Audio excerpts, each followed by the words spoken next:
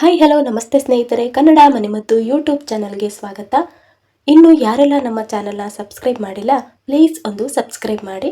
ಇದರಿಂದ ನಾವು ಯಾವುದೇ ವಿಡಿಯೋ ಅಪ್ಲೋಡ್ ಮಾಡಿದರೂ ಕೂಡ ಫಸ್ಟ್ ನೋಟಿಫಿಕೇಶನ್ ನಿಮಗೆ ಬರುತ್ತೆ. ಇವತ್ತಿನ ಟಾಪಿಕ್ ಬಂದು ನಮ್ಮ ಗಡಿಬಿಡಿ ಜೀವನ ಶೈಲಿಯಲ್ಲಿ ಅಡುಗೆ ಮನೆಗೆ ಸಂಬಂಧಪಟ್ಟಿರುವ ಕೆಲವು ಸಲಹೆಗಳು. ಫಸ್ಟ್ ಒನ್, ಸಕ್ಕರೆ. ಸಕ್ಕರೆ ಎಲ್ಲರ ಮನೇಲೂ ಇರುತ್ತೆ. ಬೆಳಗ್ಗೆ ಎದ್ದ ತಕ್ಷಣ ಕಾಫಿಗೆ, ಹಾಲಿಗೆ, ಟೀಗೆ, ಸಿಹಿ ಏನೇ ಮಾಡಲೇಬೇಕು ಅಂದ್ರೂ ಕೂಡ ಸಕ್ಕರೆ ಇರಲೇಬೇಕು. ಈ ಸಕ್ಕರೆನ ಎಲ್ಲೇ ಇಟ್ಟರು ಇರುವೆಗಳು ಬೆನ್ನಿಂದೆ ಫಾಲೋ ಮಾಡ್ಕೊಂಡು ಬಂದೇ ಬರುತ್ತೆ. ಸಿಹಿ ಎಲ್ಲಿರುತ್ತೋ ಸಿಹಿ ಇರೋ ಜಾಗ ಇರುವೆಗಳು ಬಂದೇ ಬರುತ್ತವೆ. ಅದಕ್ಕಾಗಿ ಈ ಸೂಪರ್ ಟಿಪ್ಸ್ನ ಫಾಲೋ ಮಾಡಿ. ಸಕ್ಕರೆ ಡಬ್ಬಿಗೆ 4 ರಿಂದ 5 ಲವಂಗವನ್ನು ಹಾಕಿ ಮುಚ್ಚಿ ಇಡುವುದರಿಂದ ಇರುವೆಗಳು ಬರುವುದಿಲ್ಲ. ಸೆಕೆಂಡ್ ಒನ್, ಬೆಳ್ಳುಳ್ಳಿ. ಬೆಳ್ಳುಳ್ಳಿಯನ್ನು ಬಿಡಿಸುವುದು ಕಷ್ಟವಾದರೆ ನಿಮಗೆ ಬೆಳ್ಳುಳ್ಳಿಯನ್ನು ಬಿಸಿ ನೀರಿನಲ್ಲಿ ಹಾಕಿ ಅರ್ಧ ಗಂಟೆಗಳ ಕಾಲ ನೆನೆ ಹಾಕಿ ನಂತರ ಬಿಡಿಸಿದರೆ ಸುಲಭವಾಗಿ ಬೆಳ್ಳುಳ್ಳಿ ಸಿಪ್ಪೆ ಬರುತ್ತದೆ. ನೆಕ್ಸ್ಟ್, ಥರ್ಡ್ ಒನ್, ತೆಂಗಿನಕಾಯಿ. ತೆಂಗಿನಕಾಯಿಯನ್ನು ಒಡೆದ ಮೇಲೆ ಹಾಗೆ ಇಟ್ಟರೆ ಅದು ಬೇಗ ಹಾಳಾಗುತ್ತದೆ. ಅದಕ್ಕೆ ಸ್ವಲ್ಪ ಉಪ್ಪು ಸವರಿ ಇಟ್ಟರೆ ಬೇಗ ಹಾಳಾಗುವುದನ್ನು ತಡೆಗಟ್ಟಬಹುದು. ನೆಕ್ಸ್ಟ್, ಫೋರ್ತ್ ಒನ್, ಅಕ್ಕಿ ಮತ್ತು ಬೇಳೆ. ಅಕ್ಕಿ ಮತ್ತು ಬೇಳೆಯನ್ನು ಬೇಯಿಸುವಾಗ 1 ಸ್ಪೂನ್ ತುಪ್ಪ ಅಥವಾ ಎಣ್ಣೆಯನ್ನು ಹಾಕುವುದರಿಂದ ಬಹುಬೇಗನೆ ಮೃದುವಾಗಿ ಬೇಯುತ್ತದೆ. ನೆಕ್ಸ್ಟ್, ಫಿಫ್ತ್ ಒನ್, ಅಡಿಗೆ ಮಾಡುವಾಗ ಸಾಕಷ್ಟು ರೆಸಿಪಿಗಳನ್ನು ಮಾಡಲು ತೆಂಗಿನಕಾಯಿ ಕಂಪಲ್ಸರಿ ಬೇಕೇ ಬೇಕೆನ್ನು. ಪ್ರತಿನಿತ್ಯ ಅಡುಗೆ ಮಾಡುವಾಗ ತುರ್ಕೊಂಡು ಕುತ್ಕೊಳ್ಳೋಕ್ಕೆ ನಮಗೆ ಅಷ್ಟು ಟೈಮ್ ಇರಲ್ಲ. ಹಾಗಾಗಿ ತೆಂಗಿನಕಾಯಿ ತುರಿಯುವ ಬದಲು ಒಮ್ಮೆ ತೆಂಗಿನಕಾಯಿಯನ್ನು ತುರಿದು ಒಂದು ಡಬ್ಬದಲ್ಲಿ ಹಾಕಿ ಫ್ರಿಡ್ಜ್ನಲ್ಲಿ ಇಟ್ಟರೆ ನಮಗೆ ಬೇಕಾದಾಗ ನಾವು ತೆಗೆದುಕೊಂಡು ಬಳಸಬಹುದು. ನೆಕ್ಸ್ಟ್, ಸಿಕ್ಸ್ತ್ ಒನ್, ಕಾಳು ಮತ್ತು ಬೇಳೆಗಳನ್ನು ಬೇಯಿಸಲು ಸಮಯ ತೆಗೆದುಕೊಳ್ಳುತ್ತದೆ. ಅದರಿಂದ ಬೇಗ ಕಾಳು ಮತ್ತು ಬೇಳೆಗಳನ್ನು ಬೇಯಿಸಿಕೊಳ್ಳಲು ಉಗುರು ಬೆಚ್ಚಗಿನ ನೀರಿನಲ್ಲಿ ಕಾಳುಗಳನ್ನು ಅಥವಾ ಬೇಳೆಗಳನ್ನು ಅರ್ಧದಿಂದ 1 ಗಂಟೆಗಳ ಕಾಲ ನೆನೆ ಹಾಕಿ ನಂತರ ಬೇಯಿಸಿದರೆ ಬೇಗ ಬೇಯುತ್ತದೆ. ನೆಕ್ಸ್ಟ್, ಸೆವೆಂತ್ ಒನ್, ಹಸಿರು ಮೆಣಸಿನಕಾಯಿಯ ಹಿಂಬದಿಯ ತೊಟ್ಟನ್ನು ಬಿಡಿಸಿ ಒಂದು ಬಾಕ್ಸ್ನಲ್ಲಿ ಇಟ್ಟರೆ ಬೇಗ ಹಾಳಾಗುವುದಿಲ್ಲ. ಹಾಗೆ ಹೆಚ್ಚಿನ ದಿನಗಳವರೆಗೆ ದೀರ್ಘಕಾಲ ಬಳಸಬಹುದು. ನೆಕ್ಸ್ಟ್, 8 ಒನ್, ಆಲೂಗೆಡ್ಡೆ. ಆಲೂಗೆಡ್ಡೆಯನ್ನು ಬೇಯಿಸುವಾಗ ಉಪ್ಪನ್ನು ಹಾಕಿ ಬೇಯಿಸಿದರೆ ಸುಲಭವಾಗಿ ಸಿಪ್ಪೆಯನ್ನು ಬಿಡಿಸಬಹುದು. ನೆಕ್ಸ್ಟ್, 9th ಒನ್, ಕೊತ್ತಂಬರಿ ಸೊಪ್ಪು. ಕೊತ್ತಂಬರಿ ಸೊಪ್ಪನ್ನು ಬಿಡಿಸಿ ಒಂದು ಪೇಪರ್ನಲ್ಲಿ ಹಾಕಿ ಸುತ್ತಿ ಒಂದು ಬಾಕ್ಸ್ನಲ್ಲಿ ಇಟ್ಟರೆ ಹೆಚ್ಚಿನ ದಿನಗಳವರೆಗೆ ಬಳಸಬಹುದು. ಹಾಗೆ ಕೊತ್ತಂಬರಿ ಸೊಪ್ಪನ್ನು ಕಾಟನ್ ಬಟ್ಟೆಯಲ್ಲಿ ಹಾಕಿ ಇಟ್ಟರೂ ಕೂಡ ಹೆಚ್ಚಿನ ದಿನಗಳವರೆಗೆ ಬಾಳಿಕೆ ಬರುತ್ತದೆ. ನೆಕ್ಸ್ಟ್, 10th ಒನ್, ಸಾಂಬಾರ್ ಪುಡಿ. ಸಾಂಬಾರ್ ಪುಡಿ ಅಂತಲ್ಲ, ಯಾವುದೇ ರೀತಿ ಮಸಾಲೆ ಸಾಂಬಾರ್ ಪುಡಿಗಳಿಗೂ ಇದು ಅನ್ವಯಿಸುತ್ತೆ. ಎಲ್ಲರ ಮನೇಲೂ ಸಾಂಬಾರ್ ಪುಡಿ ಮತ್ತು ಮಸಾಲೆ ಪೌಡರ್ ಇದ್ದೇ ಇರುತ್ತೆ. ಈ ಪೌಡರ್ನ ನಾವು ಹಗಲೆಲ್ಲ ಮಾಡಿ ಇಟ್ಕೊಳಕ್ಕಾಗಲ್ಲ ಅಂತ 2 ಮಂತ್ 3 ಮಂತ್ ಆಗುವಷ್ಟು ಒಂದೇ ಸಲ ಮಾಡಿ ಇಟ್ಕೊಬಿಡ್ತೀವಿ. ಕೆಲವು ಟೈಮು ಈ ಸಾಂಬಾರ್ ಪೌಡರ್ ಮಸಾಲೆ ಪೌಡರ್ಗಳನ್ನು ದೀರ್ಘಾವಧಿಗಳ ಕಾಲ ಇಟ್ಟುಕೊಳ್ಳುವುದರಿಂದ ಅದಕ್ಕೆ ಹುಳುಗಳು ಬಂದಿಬಿಡುತ್ತೆ. ಈ ಸಾಂಬಾರ್ ಪೌಡರ್ಗೆ ಹುಳುಗಳು ಬಾರದಂತೆ ತಡೆಗಟ್ಟಲು ಸ್ವಲ್ಪ ಕರಿಬೇವು ಮತ್ತು ಸ್ವಲ್ಪ ಉಪ್ಪನ್ನು ಸಾಂಬಾರ್ ಪುಡಿಯ ಜೊತೆಗೆ ಸೇರಿಸಿ ಇಡಬೇಕು. ಇದರಿಂದ ಬೇಗ ಹುಳುಗಳು ಬೀಳುವುದಿಲ್ಲ. ನೆಕ್ಸ್ಟ್, 11th ಒನ್, ಬೆಂಡೆಕಾಯಿ. ಬೆಂಡೆಕಾಯಿಯ ರೆಸಿಪಿಯನ್ನು ಮಾಡುವಾಗ ಬೆಂಡೆಕಾಯಿಯ ಲೋಳೆಯನ್ನು ತಡೆಯಲು ನಿಂಬೆ ರಸವನ್ನು ಬಳಸಿದರೆ ಲೋಳೆ ಕಡಿಮೆಯಾಗುತ್ತದೆ. ನೆಕ್ಸ್ಟ್, 12th ಒನ್, ಹಸಿರು ಮೆಣಸಿನಕಾಯಿ. ಹಸಿರು ಮೆಣಸಿನಕಾಯಿ ಸರ್ವೇ ಸಾಮಾನ್ಯವಾಗಿ ಯಾರೇ ಕಟ್ ಮಾಡಿದ್ರೂ ಸುಧಾ ಕೆಲವೊಮ್ಮೆ ಅದರ ಖಾರದ ಅಂಶದಿಂದ ನಮ್ಮ ಕೈ ತುಂಬಾ ಉರಿ ಬರುತ್ತೆ. ಇದರಿಂದ ಹಸಿರು ಮೆಣಸಿನಕಾಯಿಯನ್ನು ಚಾಕುವಿನಿಂದ ಕತ್ತರಿಸುವುದರಿಂದ ಕೆಲವೊಮ್ಮೆ ನಮ್ಮ ಕೈಯಲ್ಲಿ ಉರಿ ಉಂಟಾಗುತ್ತದೆ.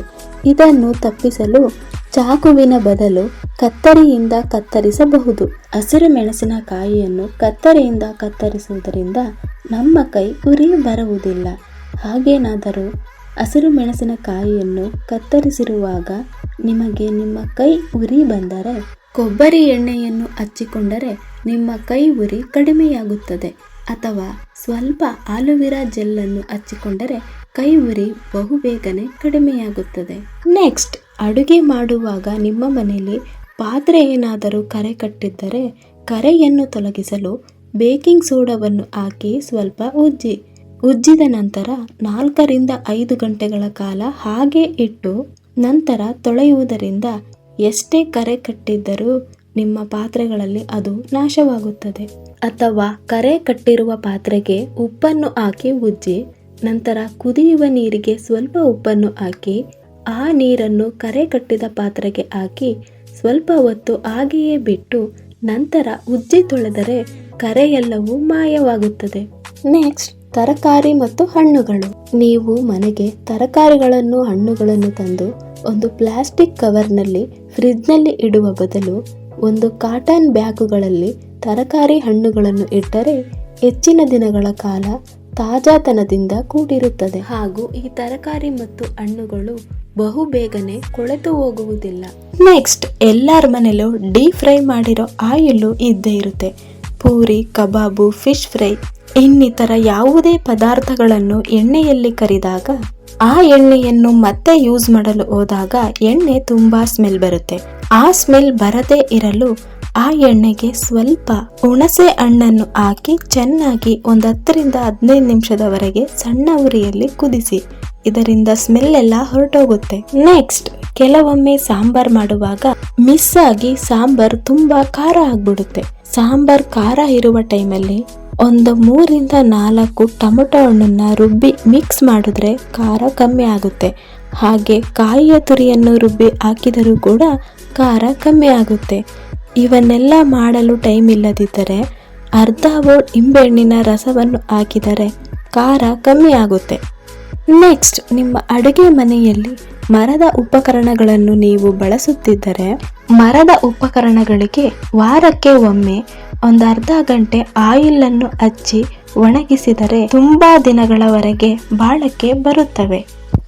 ನೆಕ್ಸ್ಟ್, ಸ್ಟವ್ ಮೇಲೆ ಹಾಲನ್ನು ಕಾಯಲು ಇಟ್ಟಾಗ ಹಾಲು ಉಕ್ಕುವುದು ಸರ್ವೇ ಸಾಮಾನ್ಯ. ಈ ಹಾಲು ಉಕ್ಕುವುದನ್ನು ತಡೆಯಲು ಆ ಹಾಲಿನೊಳಗೆ ಒಂದು ಚಿಕ್ಕದಾಗಿರುವ ಸ್ಟೀಲ್ ಬೌಲ್ ಅನ್ನು ಹಾಕಿ ಕಾಯಲು ಇಟ್ಟರೆ ಹಾಲು ಎಷ್ಟೇ ಕುದಿತಾ ಇದ್ರೂ ಹಾಲು ಯಾವುದೇ ಕಾರಣಕ್ಕೂ ಉಕ್ಕುವುದಿಲ್ಲ.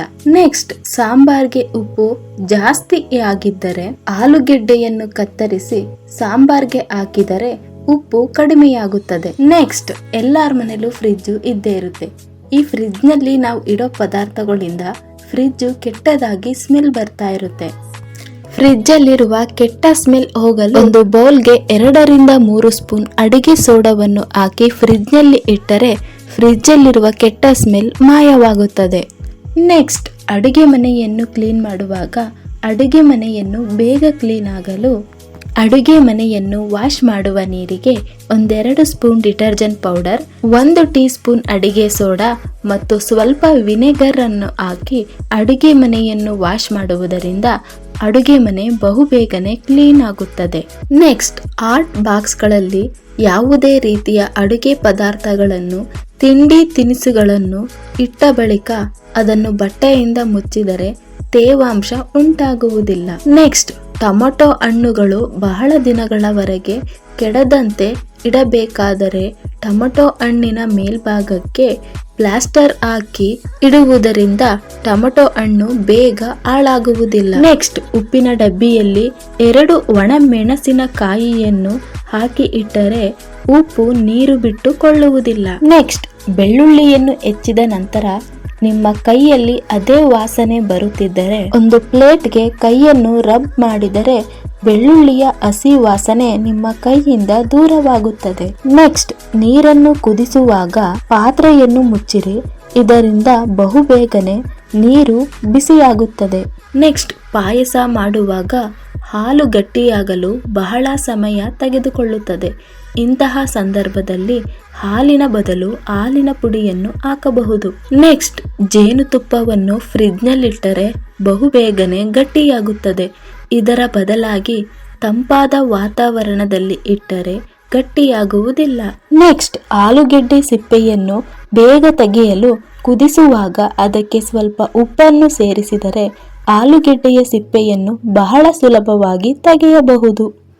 ನೆಕ್ಸ್ಟ್, ಕಾಳುಗಳು ಮತ್ತು ಬೇಳೆಗಳು ಬೇಯಲು ಬಹಳ ಸಮಯ ತೆಗೆದುಕೊಳ್ಳುತ್ತದೆ. ಇದರಿಂದ ಬಳಸುವ ಮುನ್ನ ಬೇಳೆ ಅಥವಾ ಕಾಳುಗಳನ್ನು ನೆನೆಸಿದ ನಂತರ ಬೇಯಿಸಿದರೆ ಬೇಗ ಬೇಯುತ್ತದೆ. ನೆಕ್ಸ್ಟ್, ಅನ್ನ ಮಾಡುವಾಗ ಅನ್ನವನ್ನು ಮೃದುವಾಗಿಸಲು ಅಡುಗೆ ಮಾಡುವಾಗ ಎಣ್ಣೆ ಅಥವಾ ತುಪ್ಪವನ್ನು ಸೇರಿಸಿ. ಇದರಿಂದ ಅಕ್ಕಿ ಬೇಗನೆ ಬೇಯುವುದರ ಜೊತೆಗೆ ಉತ್ತಮ ರುಚಿಯನ್ನು ನೀಡುತ್ತದೆ. ನೆಕ್ಸ್ಟ್, ಶುಂಠಿಯ ಸಿಪ್ಪೆಯನ್ನು ತೆಗೆಯಲು ಚಾಕು ಅಥವಾ ಕತ್ತರಿಯನ್ನು ಉಪಯೋಗಿಸುವ ಬದಲು ಒಂದು ಸ್ಪೂನಿನ ಸಹಾಯದಿಂದ ಶುಂಠಿಯ ಸಿಪ್ಪೆಯನ್ನು ಬಹುಬೇಗನೆ ತೆಗೆಯಬಹುದು.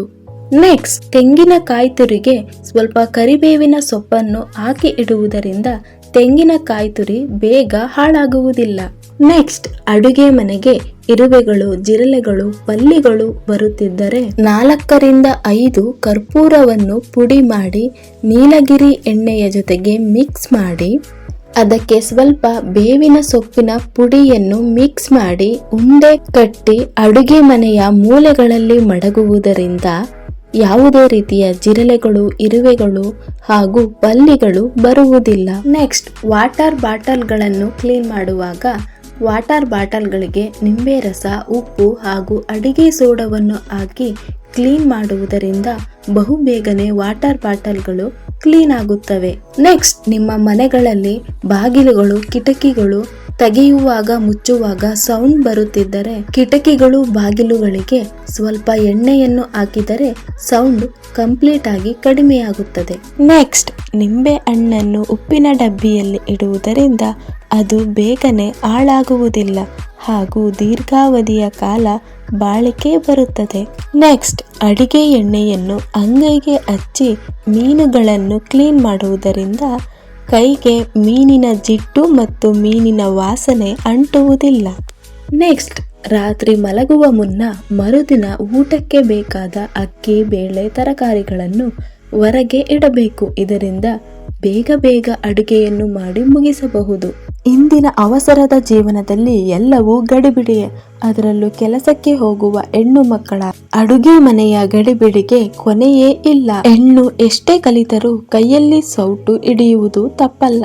ಒಂದಲ್ಲ ಒಂದು ಹಂತದಲ್ಲಿ ಅಡುಗೆ ಮನೆ ಆಕೆಯ ಸಾಮ್ರಾಜ್ಯ. ಇಂದು ಹೆಚ್ಚಿನ ಮಹಿಳೆಯರು ಉದ್ಯೋಗದಲ್ಲಿರುವವರೇ. ಪ್ರತಿನಿತ್ಯ ಕೆಲಸಕ್ಕೆ ಹೋಗುವ ಮಹಿಳೆಯರಿಗೆ ಅಡುಗೆ ಮನೆ ಕೆಲಸಗಳು ಬೇಗ ಆಗಲು ಈ ಕೆಲವೊಂದು ಟಿಪ್ಸ್ಗಳು ತುಂಬಾ ಉಪಯುಕ್ತವಾಗುತ್ತವೆ. ಈ ಎಲ್ಲಾ ಟಿಪ್ಸ್ಗಳು ನಿಮಗೆ ಉಪಯುಕ್ತವಾದರೆ ವಿಡಿಯೋಗೆ ಒಂದು ಲೈಕ್ ಮಾಡಿ, ಕಮೆಂಟ್ ಮಾಡಿ ಹಾಗೂ ಶೇರ್ ಮಾಡಿ. ಇನ್ನಿತರ ಹೆಚ್ಚಿನ ವಿಡಿಯೋಗಳಿಗಾಗಿ ನಮ್ಮ ಚಾನೆಲ್ ಅನ್ನು ಸಬ್ಸ್ಕ್ರೈಬ್ ಮಾಡಿ ಹಾಗೂ ಬೆಲ್ ಐಕಾನ್ ಮೇಲೆ ಕ್ಲಿಕ್ ಮಾಡಿ. ಧನ್ಯವಾದಗಳು.